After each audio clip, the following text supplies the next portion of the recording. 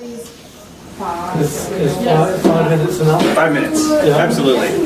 I'd really just like to talk about the basic issues Yeah. that your group Yeah. is working on. Yeah.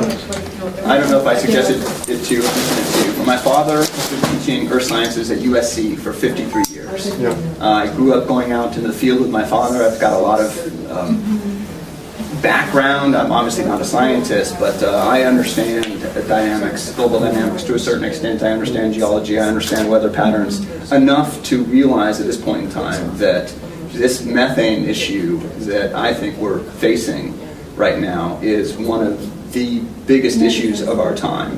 And I don't feel as though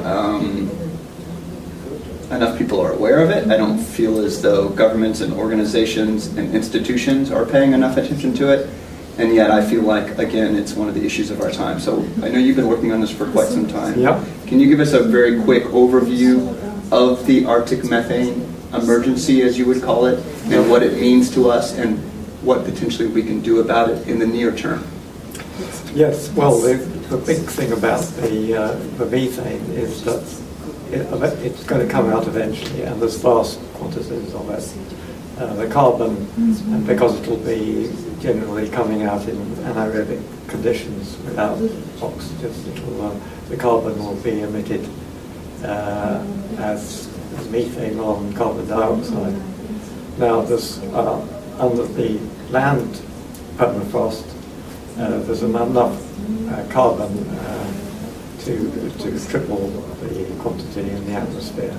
Which from what I understand, would be devastating. I mean, Even if it was CO2, it would be pretty devastating. But if it's methane, we have to think about 20-year timescale, not 100-year timescale, because the critical thing is if we can sort out this problem within the next 20 years, Yeah. then we can get onto a decent path and a sustainable system. I mean, I've seen data just in the last couple of weeks coming off of methanetracker.org, which is showing concentrations in the higher reaches of the atmosphere at almost 3,000 parts per billion, which seem like massive spikes compared to data from just even a couple of years ago. Is that what you guys are seeing? Well, there are people saying that the methane isn't growing from the Arctic, like the Russian who came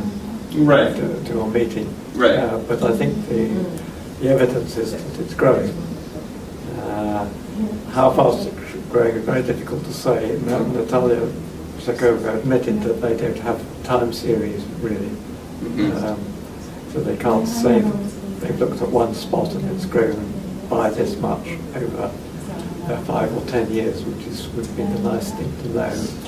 Right, so it's been very difficult for scientists to really put their finger on this, the quantities that have been released through natural processes in the Arctic region, and with a little bit warming, with the warming that we're seeing now, it's I guess it's what you're saying is it's difficult to discern what the change in the release has been over the last couple of years, and difficult to pinpoint what the cause of it would be even. So yes, it seems that there has been an increase in the global level of since 2006. It's gone up, it's gone shooting up.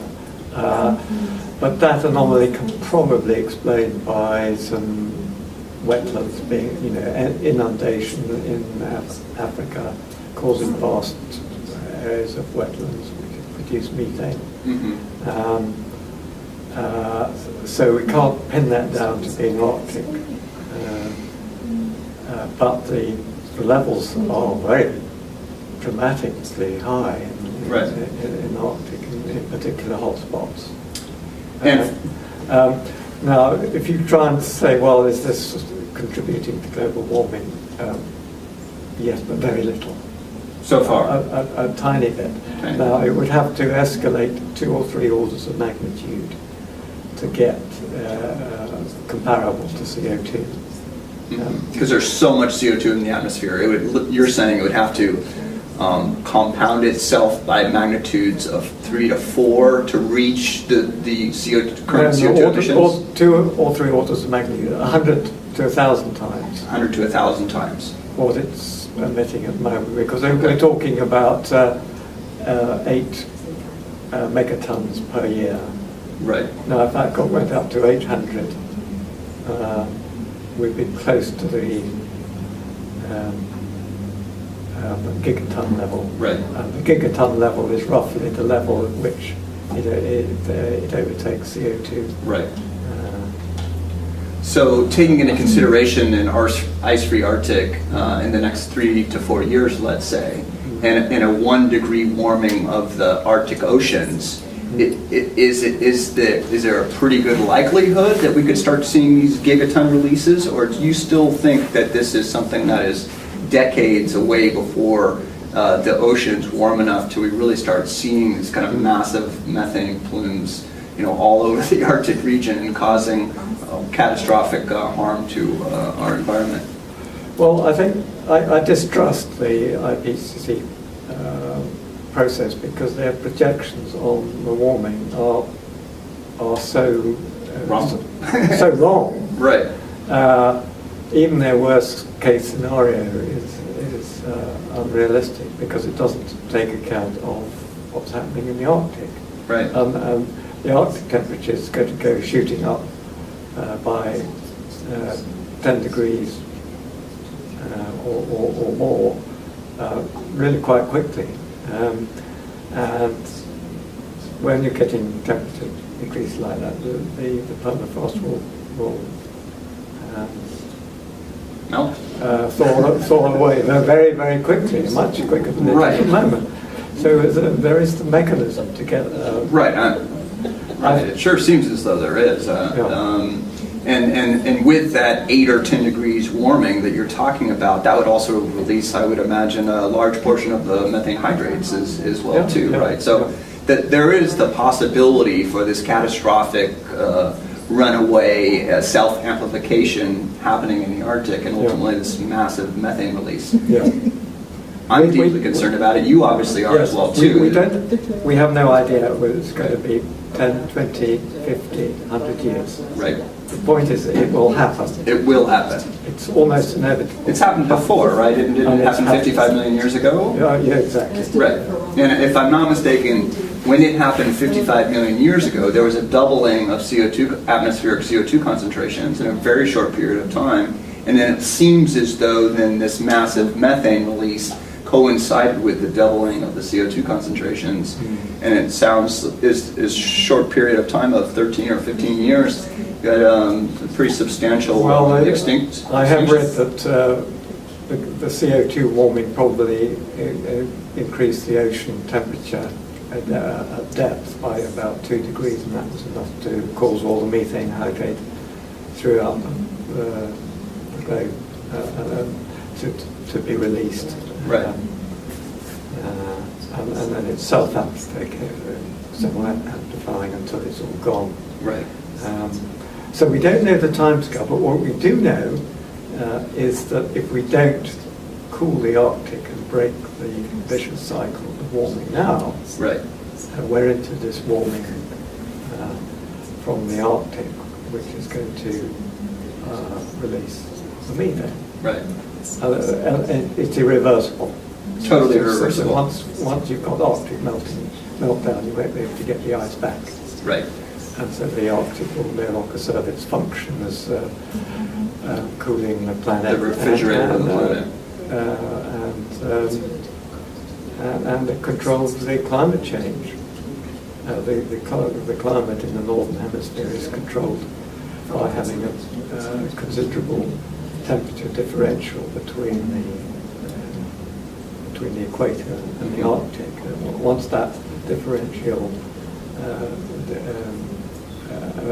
disappears or is significantly reduced, you start getting weather systems moving in different patterns, the jet streams changing, and this is why you're getting lots of extreme weather in the northern hemisphere, and why crops are failing, and the US has had extremes, long periods of drought and then periods of floods and so on. So, And we can expect those conditions to accelerate dramatically. I would imagine, even in the next couple of years, I would imagine we'll it's see. very likely to have a food crisis, a major food crisis in the next few years.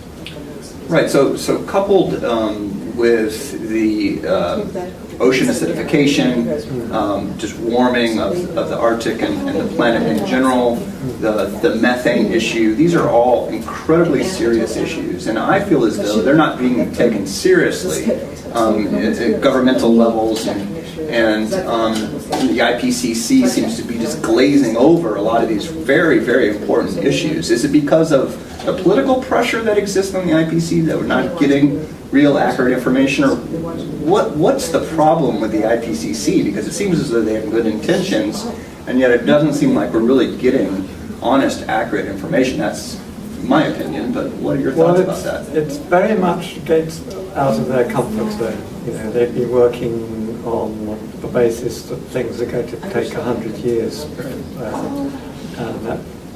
that seems to pervade the thinking. There are lots of procedural constraints, so that they're only allowed to take papers that are published and have been peer-reviewed, Right. and then you find that the papers that have the more extreme scenarios, the more scary ones, don't get published. Right. So there's a vicious kind of cycle of suppression Right. Built into the procedural systems for IPCC. Which could be disastrous for... And then remember, it's an intergovernmental organisation. So what's happened, I heard from this about the AR4 report, was that the scientists, the non-governmental scientists, came up with lots of things, and then the government people came in and watered everything down. Right. I don't know whether that's happened this time, but certainly these glaring emissions, which we pointed out. And the Russian who was here was saying that there are, everything is there, you've just got to read it carefully. Right. And he's absolutely wrong. We have read it carefully, we read it very carefully. Right. And we did word searches on methane and various keywords, and it's, not there. It's just not there. Right. So the IPCC, in that sense, is doing us a great disservice, because if these issues are as critical as we think they are, and they're not being addressed by the one large, international organization that's supposed to be looking at these issues, it seems as though we're going to fall way short of the actions that are necessary. All right. Are you guys importing new people? Okay. Well, that was fantastic. Yeah. Sorry we didn't get a chance to chat more. Yeah. We'll be in touch. Yes. You got a copy of the documentary that we put together, right? Yes. So it has my contact information on there. Yep. And I think we probably have it as well too. But thank you very much for your good work. I know it's difficult. When I put this documentary together, it was very difficult for me to do, because I think the consequences of inaction at this point in time are grave.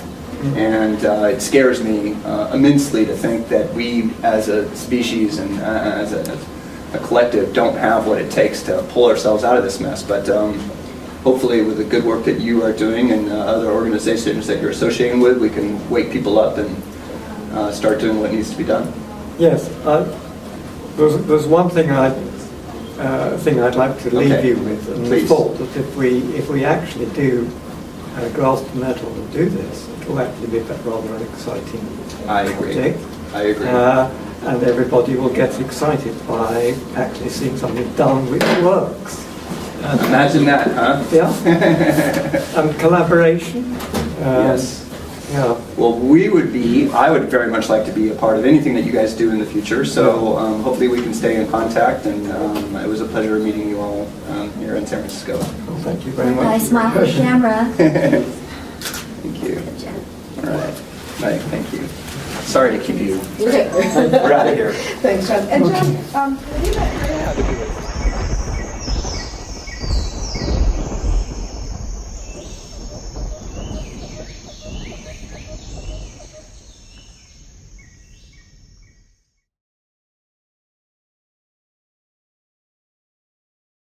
timescale, not 100-year timescale, because the critical thing is if we can sort out this problem within the next 20 years, Yeah. then we can get onto a decent path and a sustainable Yeah.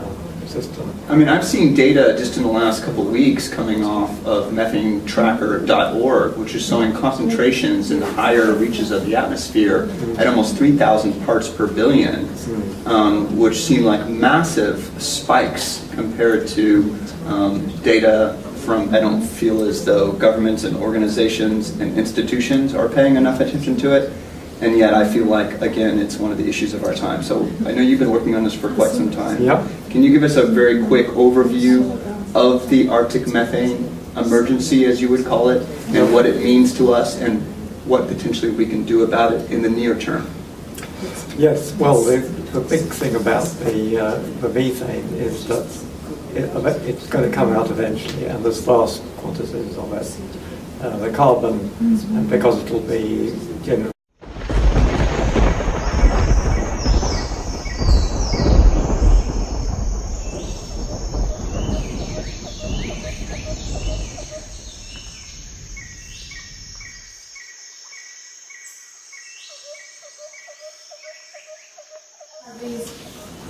Is 5 minutes enough? 5 minutes, Yeah. absolutely. Yeah. I'd really just like to talk about the basic issues Yeah. that your group Yeah. is working on. Yeah.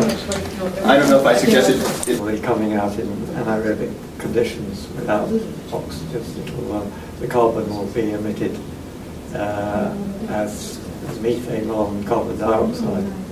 Now, there's under the land permafrost, there's enough carbon to triple the quantity in the atmosphere. Which from what I understand would be devastating. I mean, Even if it was CO2, it'd be pretty devastating. But if it's methane, we have to think about 20 years. my father has been teaching earth sciences at USC for 53 years. Yeah. I grew up going out in the field with my father. I've got a lot of background. I'm obviously not a scientist, but I understand dynamics, global dynamics to a certain extent. I understand geology. I understand weather patterns enough to realize at this point in time that this methane issue that I think we're facing right now is one of the biggest issues of our time. And I don't feel as though enough people are aware of it.